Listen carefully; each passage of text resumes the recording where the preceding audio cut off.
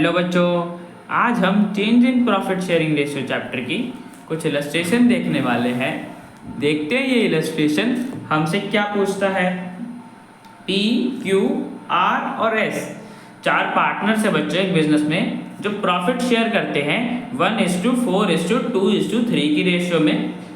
1 अप्रैल 2016 को उनके हमें बैलेंस शीट दे रखी है कि इनके कैपिटल में इतना बैलेंस था, सन्डे क्रेडिटर्स इतने के थे और वर्कमैन कंपनसेशन रिजर्व था इतने का, फिक्स्ड एसेट थे, करंट एसेट थे। ठीक है बच्चों, बैलेंस शीट में ये दे रखा है। आगे में बता रखा है कि उस डेट के बाद पार्टनर्स ने डिसाइड करा कि फ्यूचर में वे प्रॉफिट्स इक्वली शेयर करेंगे। ठीक है बच्चों, तो इन्होंने प्रॉफिट शेयरिंग रेशियो चेंज कर ली। ये वाली थी ओल्ड, अब ये हो गई इनकी new profit sharing ratio equally, मतलब 1:1:1:1। ठीक है बच्चों, उस पर्पस के लिए फर्म ने गुडविल की वैल्यू भी कैलकुलेट करी कि गुडविल 2,70,000 रुपीज का है।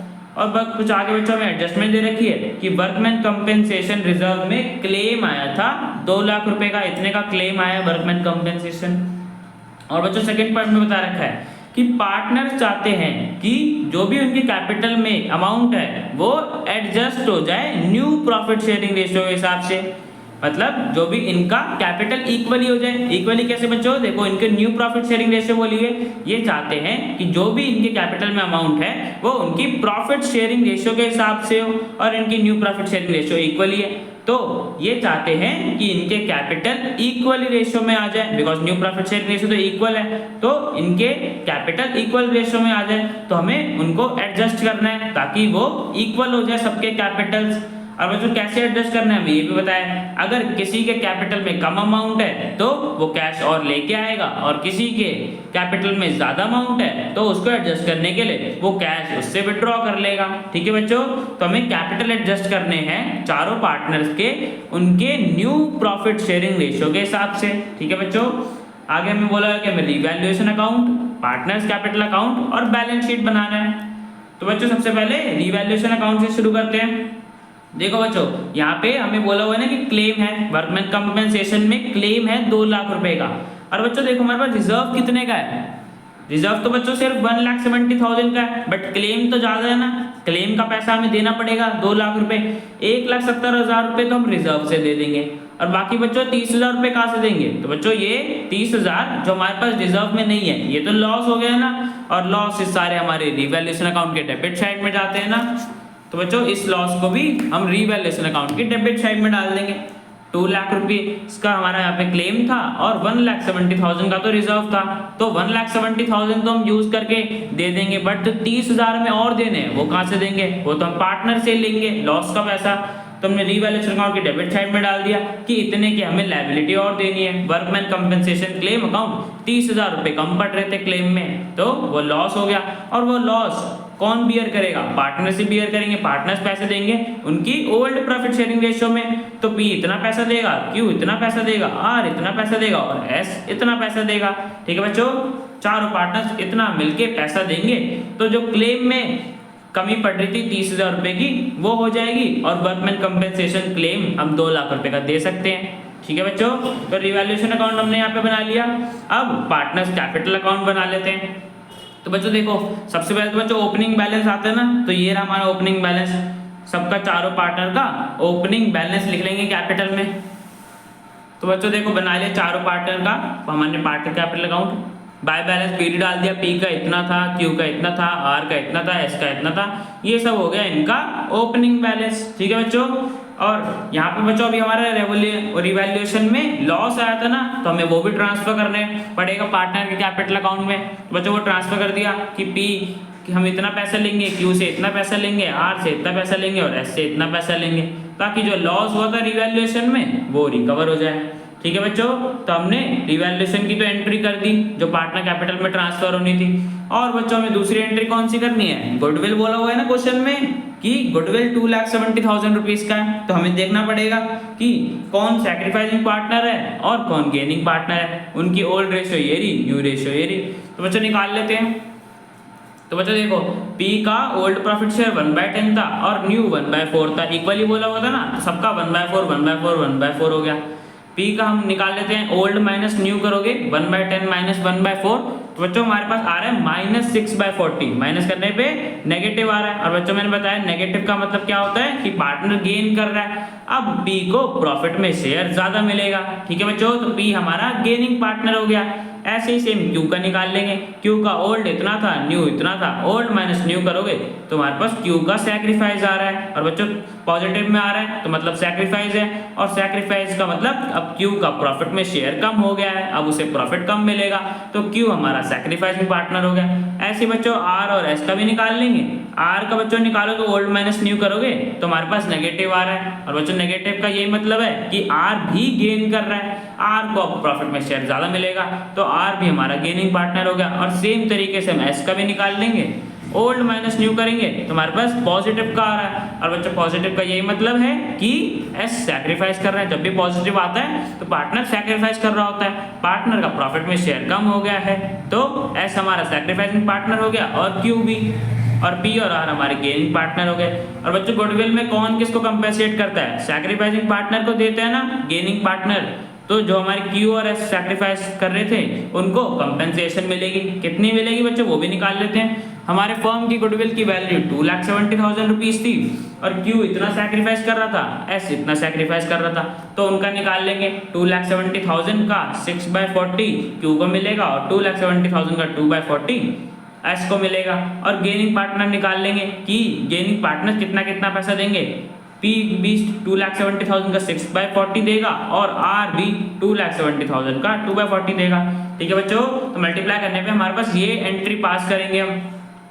P और R गेनिंग पार्टनर्स हैं तो वो इतना इतना पैसा देंगे Q और S को।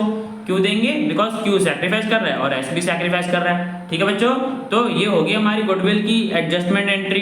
ठीक है बच्चों, अब हम इसे अपने कैपिटल अकाउंट में ट्रांसफर कर लेते हैं। देखो P और R को हमने यहाँ पे डेबिट करा है, P और R से पैसे लिए हैं ना, बिकॉज वो गेनिंग पार्टनर है तो वो पैसे देंगे, तो हमें उनके कैपिटल में से भी माइनस करना पड़ेगा, उनके कैपिटल को भी डेबिट करना पड़ेगा इस अमाउंट से।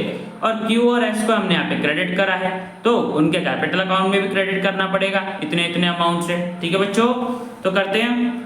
सबसे पहले Q और S के हमने कैपिटल अकाउंट में क्रेडिट कर दिया। कौन दे रहा है? P और R दे रहा है, तो by P and R capital account Q को इतने मिल जाएंगे, S को इतने मिल जाएंगे। और दूसरी साइड P और R दे रहे थे तो उनके कैपिटल में से डेबिट कर दिया, बिकॉज अपनी जनरल एंट्री में हमने उन्हें डेबिट करा था। Q और S को देंगे ना तो 2Q and S capital account, P इतना देगा, R इतना देगा। ठीक है बच्चों, तो हमने गुडविल की एंट्री पास कर दी। Q और S को मिलना था, क्रेडिट करना था तो वो कर दिया, और P और R दे रहे थे तो उन्हें डेबिट कर दिया। ठीक है बच्चों, अब हमारी और तो कोई तो एडजस्टमेंट बोली नहीं हुई। वर्कमैन कंपनसेशन रिजर्व की हमने कर दी, गुडविल की कर दी।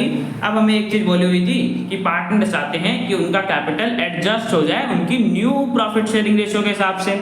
तो बच्चों जब भी हमें न्यू प्रॉफिट शेयरिंग रेशियो के हिसाब से एडजस्ट करना हो तो हमें सबसे पहले एडजस्टमेंट करनी पड़ती है कैपिटल की। वो कैसे करते हैं बच्चों?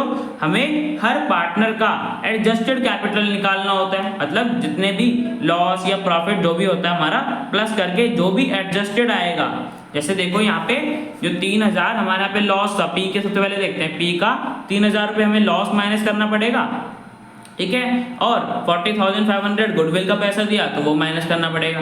ठीक है बच्चों, तो P का हमारे पास एडजस्टेड कैपिटल आ जाएगा। देखो 2 लाख में से 3,000 हमने लॉस के घटा दिए और 40,500 गुडविल का दिया P ने, तो हमारे पास P का आ गया उस डेट पे कि P के पास इतना कैपिटल है। ऐसे ही हम Q का निकाल लेंगे। 3 लाख था उसका ओपनिंग बैलेंस, 12,000 लॉस का और इतना गुडविल का, तो बच्चों हमारे पास आ जाएगा Q का। ऐसे ही R का निकाल लेंगे। 4 लाख ये अपना रिवैल्यूएशन का लॉस हो गया, और ये वाला हमारा गुडविल की एडजस्टमेंट जो हमने करी थी कि R को इतना पैसा मिलेगा, R इतना पैसा देगा, तो हमारे पास R का एडजस्टेड कैपिटल आ जाएगा। और ऐसे ही S का निकाल लेंगे कि 5 लाख रुपए थे उसका ओपनिंग बैलेंस, 9,000 रिवैल्यूएशन लॉस हो गया और 13,500 तो उसे गुडविल के मिले थे पैसे सैक्रिफाइस के। ठीक है बच्चों, तो जितनी भी सारी एडजस्टमेंट करने के बाद हमने हमारे पास एडजस्टेड कैपिटल आ जाएगा चारों पार्टनर्स का। अब हम टोटल निकाल लेंगे कि पूरे फर्म में कितना टोटल कैपिटल लगाया हुआ है पार्टनर्स ने। चारों पार्टनर के कैपिटल को प्लस कर देंगे तो हमारे पास आ जाएगा 13,70,000, मतलब जो न्यू फर्म है उसमें इतना कैपिटल लगा रखा है पार्टनर्स ने। न्यू फर्म का मतलब बच्चों प्रॉफिट शेयरिंग रेशियो चेंज होने के बाद जो नई फर्म हुई है वो इतना कैपिटल है उसमें 13,70,000। और बच्चों हमें इसी कैपिटल को एडजस्ट करना है। कैसे करना है? उनकी नई प्रॉफिट शेयरिंग रेशियो के हिसाब से। तो बच्चों नई प्रॉफिट शेयरिंग रेशियो के हिसाब से तो सबको 1/4 मिलेगा ना, तो 1/4 निकाल लेते हैं कि 13,70,000 का 1/4 कितना होगा? एक पार्टनर का कितना कैपिटल होना चाहिए? तो बच्चों 13,70,000 मल्टीप्लाई 1/4 करोगे तो हमारे पास आ जाएगा 3,42,500। मतलब हर एक पार्टनर का नया कैपिटल इतना होगा 3,42,500। पी का भी इतना होगा, क्यू का भी इतना होगा, आर को भी इतना होगा और एस का भी इतना होगा।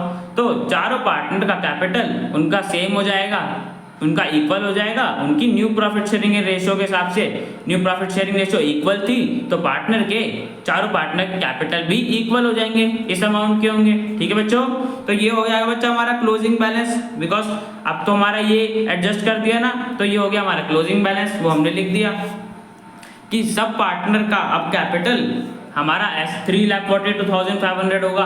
पी के में भी लिख दिया, क्यू के में भी लिख दिया, आर के में भी, एस के में भी। ठीक है बच्चों, तो हमने सारे पार्टनर्स का कैपिटल एडजस्ट कर दिया उनकी न्यू प्रॉफिट शेयरिंग रेशियो के हिसाब से। अब बच्चों बैलेंस निकाल लेते हैं कि किसका कैपिटल कम है, कौन कितना पैसा लेके आएगा या कौन कितना पैसा निकालेगा इस वाले कैपिटल में जो अमाउंट है उसको मेंटेन करने के लिए। देखो बच्चों सबसे पहले पी का देखते हैं। पी का देखो बच्चों, पी के क्रेडिट साइड में सिर्फ 2 लाख रुपए हैं। ठीक है बच्चों, और डेबिट साइड बच्चों उसकी बड़ी है ना, देखो 3,42,500 का तो बैलेंस क्लोजिंग बैलेंस हो गया और ये गुडविल का हो गया और रिवैल्यूएशन हो गया। ठीक है बच्चों, तो हम डेबिट साइड का टोटल बड़ा आ रहा है, डेबिट साइड का टोटल आ रहा है 3,86,000, तो हमने उसके क्रेडिट साइड में भी लिख दिया और ओपनिंग बैलेंस 2 लाख रुपए से माइनस कर दिया तो हमारे पास पी का बैलेंसिंग फिगर आ गया, इतना आ गया। ठीक है बच्चों, ऐसे ही क्यू का सेम निकाल लेंगे। क्यू का बच्चों देखो, क्यू का भी हमारा डेबिट साइड बड़ा आ रहा है 12,000 और ये प्लस करेंगे तो हमारे पास क्यू का आ जाएगा बैलेंस 3,54,500। डेबिट साइड का बैलेंस बड़ा है तो वो भी क्रेडिट साइड लिख देंगे और फिर उसमें से ये दोनों 3,40,500 माइनस कर देंगे तो हमारे पास क्यू का बैलेंसिंग फिगर आ जाएगा इतना। ठीक है बच्चों, आर का निकाल लेंगे। आर का बच्चों देखो, आर का हमारा क्रेडिट साइड बड़ा है 4 लाख रुपए, 4 लाख रुपए हमारा बैलेंस हो जाएगा, डेबिट साइड में भी वही लिख देंगे और 4 लाख रुपए में से हम ये सारी ट्रांजेक्शन माइनस कर देंगे 6,000, 13,500, तो हमारे पास बैलेंसिंग फिगर आ जाएगी आर के में डेबिट साइड में। ठीक है बच्चों, एस का भी निकाल लेंगे। एस का बच्चों क्रेडिट साइड बड़ा है 5 लाख रुपए है और उसमें 13,500 हमने और ऐड कर दिए। गुडविल का तो था 5,13,500 आ गया क्रेडिट साइड का बैलेंस, तो वो भी डेबिट साइड में लिख देंगे बिकॉज क्रेडिट साइड का बड़ा है। अब उसमें से हम ये 9,000 माइनस कर देंगे और ये वाला 3,42,500 माइनस कर देंगे तो हमारे पास डेबिट साइड में एस के अकाउंट में बैलेंसिंग फिगर आ जाएगी। ठीक है बच्चों, इन बैलेंसिंग फिगर का मतलब क्या है कि पी और क्यू इतना इतना पैसा लेके आएंगे तब जाके उनका कैपिटल 3,42,500 हो जाएगा। ठीक है बच्चों, देखो जो हमने इनका एडजस्टेड कैपिटल निकाला था वो 3,42,500 से कम था ना, तो पी और क्यू इतना इतना पैसा लेके आएंगे ताकि उनका कैपिटल इक्वल हो जाए दोनों पार्टनर जैसे जैसे आर और एस का है। तो आर और एस का देखो बच्चों, उसका आर का 3,80,500 है और एस का 5,04,500 है। तो बच्चों दोनों पार्टनर्स आर और एस का तो ज्यादा है 3,42,500 से, तो इनको पैसा निकालना पड़ेगा। और कितना निकालेंगे वो हमने अभी निकाला बैलेंसिंग फिगर से, आर इतना पैसा निकालेगा और एस इतना पैसा निकालेगा। ठीक है बच्चों, तो बाय कैश और बैंक अकाउंट लिख देंगे पी और क्यू के कैपिटल अकाउंट में क्रेडिट साइड, बिकॉज पी और क्यू इतना इतना पैसा लेके आएंगे ताकि उनका कैपिटल का अमाउंट सेम हो जाए, उनकी न्यू प्रॉफिट शेयरिंग रेशियो के हिसाब से हो जाए। और आर और एस इतना इतना पैसा निकालेंगे बिकॉज उनके कैपिटल में पहले से ज्यादा पैसा है, इतना पैसा निकालेंगे तो उनका कैपिटल इस बैलेंस पे आ जाएगा 3,42,500 और 3,42,500। ठीक है बच्चों, तो हमें पता चल गया कि पी और क्यू हमारे पैसे लेके आएंगे और आर और एस पैसे निकालेंगे कैपिटल से। ठीक है बच्चों, हमने कैपिटल अकाउंट भी प्रिपेयर कर लिया, ये हो गया हमारा क्लोजिंग बैलेंस। ठीक है बच्चों, रिवैल्यूएशन में बना लिया, पार्टनर कैपिटल भी, अब बैलेंस शीट बना लेते हैं। बैलेंस शीट में बच्चों सबसे पहले तो हमारे कैपिटल अकाउंट में अब जो हमने बैलेंस चेंज करा है ना, सबका न्यू प्रॉफिट शेयरिंग रेशियो के हिसाब से एडजस्ट करा है तो आ जाएगा 3,42,500 चारों पार्टनर्स का, विच टोटल हम कर देंगे तो टोटल चारों पार्टनर्स का इतना हो गया।